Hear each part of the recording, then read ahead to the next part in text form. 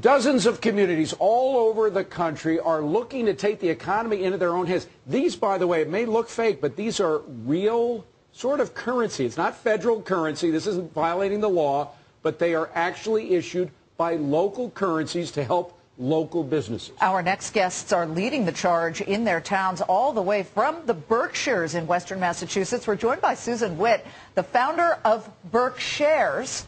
Cute. And B.J. Lawson, president of the board of directors for the Pittsburgh Plenty in Pittsburgh, North Carolina, joining us live from Raleigh. All right, I'm going to start with you, Susan.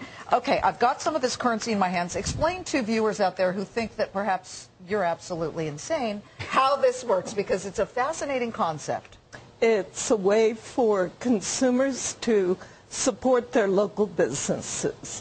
They simply walk into any one of 12 branches of 5 local banks, put down 95 federal dollars, and are given 100 BerkShares. Wait a minute, you said 95 petrodollars. Federal dollars. Federal dollars, okay. But the point is, BJ, this is kind of, these are like almost 100% coupons. These are sort of like the coupons you clip out, you trade them at local stores, except they're redeemed for almost 100% of the dollar, right?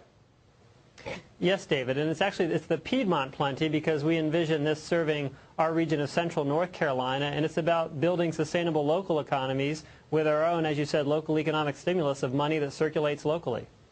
BJ, have you seen local currencies help businesses in your area? I presume you're doing this to actually help businesses. Yes, absolutely. And really what we're doing is we're reinvigorating and relaunching a local currency that was started back in 2001. And the biggest addition has been a partnership with a great local bank, Capital Bank, following the model that actually Susan pioneered up in the Berkshire Mountains. By the way, this has been tried before. It was tried during the Depression, and with some varied success. Some succeeded, some didn't. But I'm wondering, the first question is whether or not these are easy to counterfeit, because presumably there are going to be some people who will try.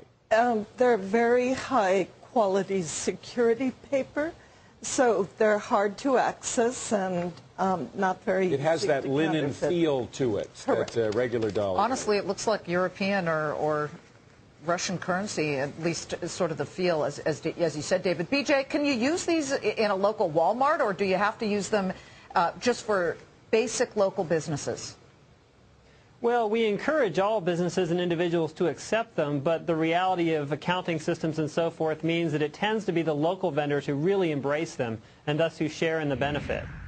What kind of discount? We know Susan gives a 5% discount. What kind of discounts do you give for your, what are they called, the Pittsburgh Plenties?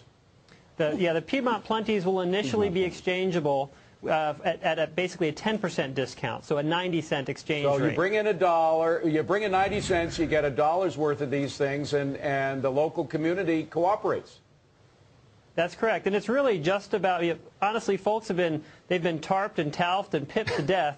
We're beginning to recognize that real local economic growth comes from real businesses and real people helping each other out and meeting each other's needs. Susan, how do you make money on this, or can you? Have you?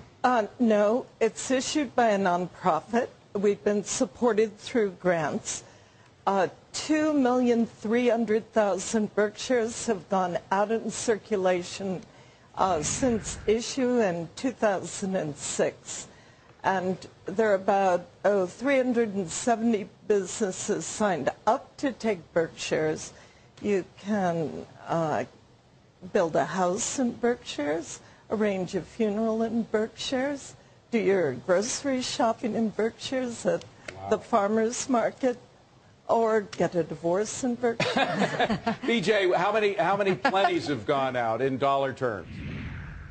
Well, the original Plenty, we estimate, has about $6,000 in circulation, so we are well behind where the BerkShares are. And really the key ingredient is that convertibility, and the fact that with the exchange services being provided by Capital Bank, we expect the acceptance and the circulation to grow tremendously as the BerkShares have experienced. Well, we should mention, by the way, this is not something just happening in 2 isolated communities. This is happening in 75 communities in the United States. So this is an idea that just may catch on. We also want to emphasize this is not against the law. The law says that they can't look like U.S. currency. That's That's about the extent of it, though, is that they're not supposed to look like U.S. currency. Other than that, they're given free rein to do this by the government. Well, also, you have to have an exchange rate with federal dollars so that transactions can be taxed. Interesting. And, David, you were talking about the Depression where scrip was issued. Few folks realize that in the late 1800s, early 1900s, every federal bank, every commercial bank issued their own currency, which meant that every region had available to it the amount of currency it needed. And that's one of the reasons, by the way, the Federal Reserve was created, because there were some problems with that. Correct. Correct. Susan Witt, B.J. Lawson, I'm coming to go spend some BerkShares. Terrific. Thank you very much. Love the story. You. Very interesting. We'll pay you for these. Yeah. Ooh. All right, if she'll take dollars anymore.